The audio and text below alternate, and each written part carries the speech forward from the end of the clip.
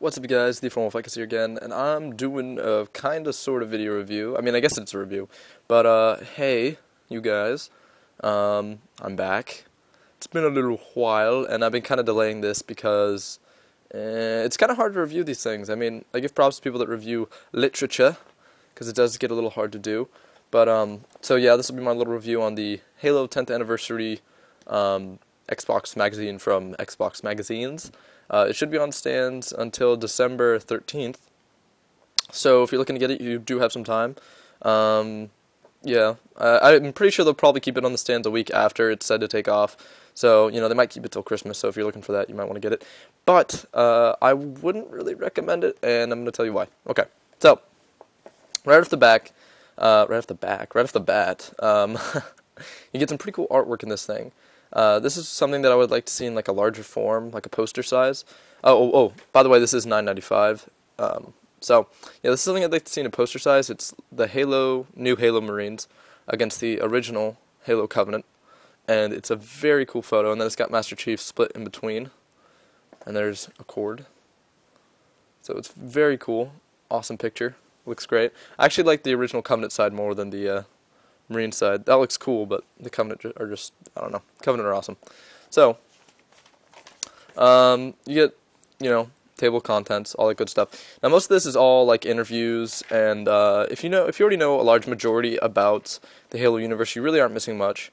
On the cover, it says hints about Halo 4 and hands-on with Halo Anniversary, and interviews with Microsoft and Bungie and Master Chief Unmasked. Yes, really, not really. It's basically all, you know, like common knowledge. The interviews are kind of cool. It's kind of cool to, you know, interview the people that were played a big role. I think there's a little bitterness maybe between Microsoft and Bungie because they don't really review any really important guys from Bungie like Marty O'Donnell. At least I'm pretty sure they don't interview Marty O'Donnell. I haven't read this in a while, but I'm guessing they don't. And they really brush over like things that would be more interesting, like these early concept drawings. They could have taken up a couple pages with these things, because they are really cool to see, like the Grunt's face without the mask originally, and some like a Wraith design and a Ghost, and like a Flood Elite. It's all very cool, but sadly they don't really give you a lot of time to look over it or put a lot of time into it. But the coolest thing I think about this, or one of the two coolest things, is the original review from Xbox Magazine back in 2001. They give it a 9.5 out of 10, and it's pretty cool to read the review. There are some things about this magazine, like, it's slightly biased. Like, they don't really think, I mean, they thought Halo 1 was good, and they always complain about the library. And later on in the magazine, they talk about things that they wish that they would take out of Halo 4. And one of them's the Flood, which I think is kind of like, you know, a bitchy move, because I like the Flood. And I know some people don't like the Flood. A large majority of people don't like the Flood, but I don't know. I think they're an interesting character. And then there's a short interview about Halo Wars. Personally, I love Halo Wars. Fun game, really fun game. Top surprises in Halo history. I don't really remember much about this. I guess they talk a little bit about that. Full circle.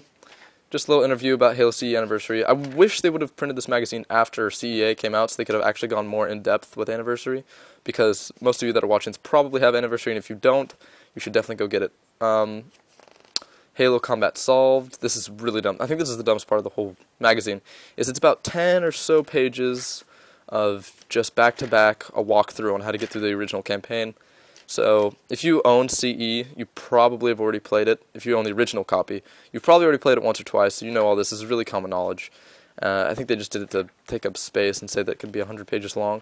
A couple more interviews. Nothing really all that interesting, just about multiplayer maps, that sort of stuff.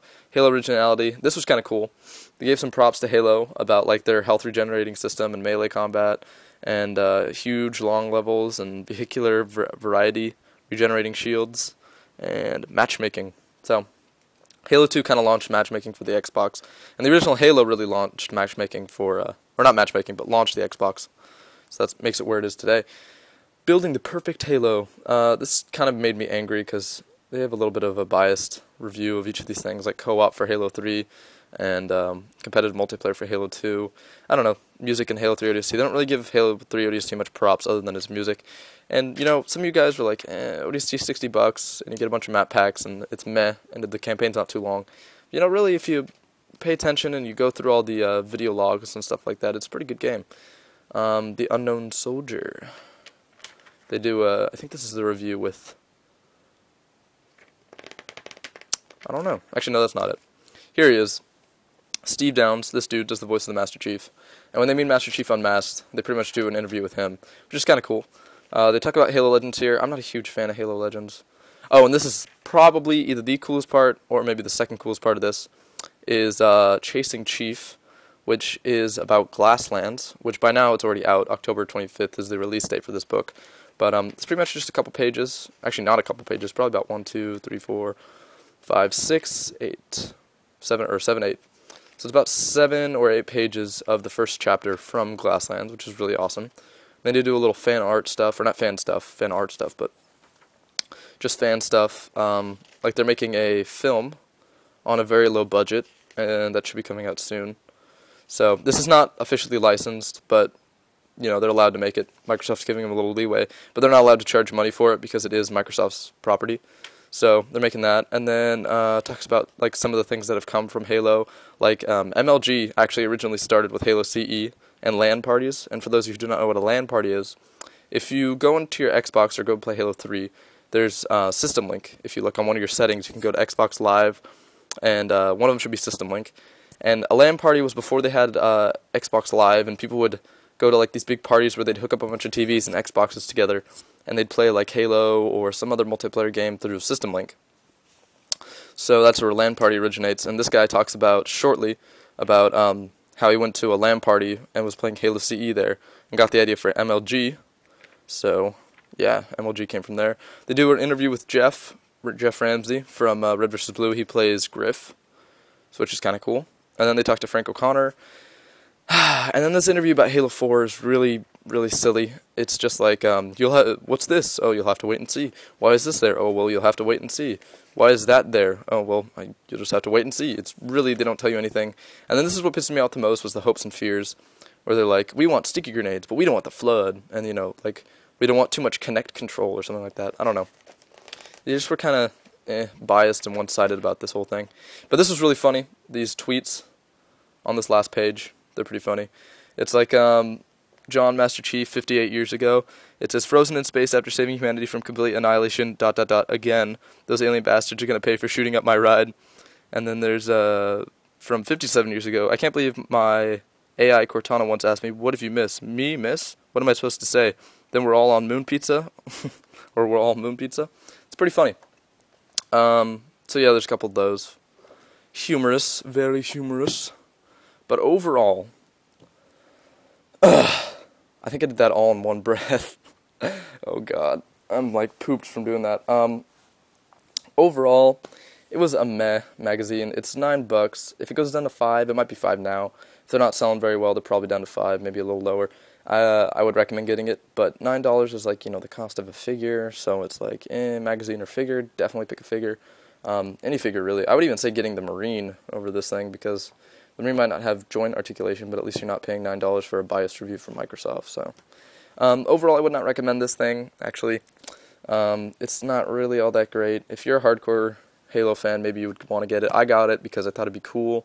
And I love Halo. I was probably going to get it either way, even if it did suck. And it's not bad, but I wish it came with like some sort of poster or, I don't know, just anything at all, really.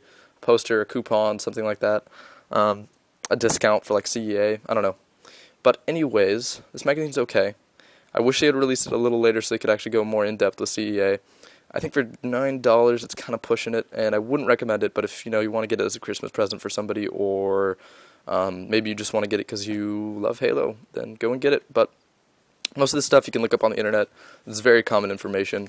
I think the only cool thing is probably the Glasslands. If you're not planning on buying Glasslands, or you're uneasy, you want to spend $10 on getting a magazine just to read the first chapter, I think that's a little silly. Just go buy Glasslands. It's a pretty good book. I'm getting off topic now. Anyways, it is a very cool magazine.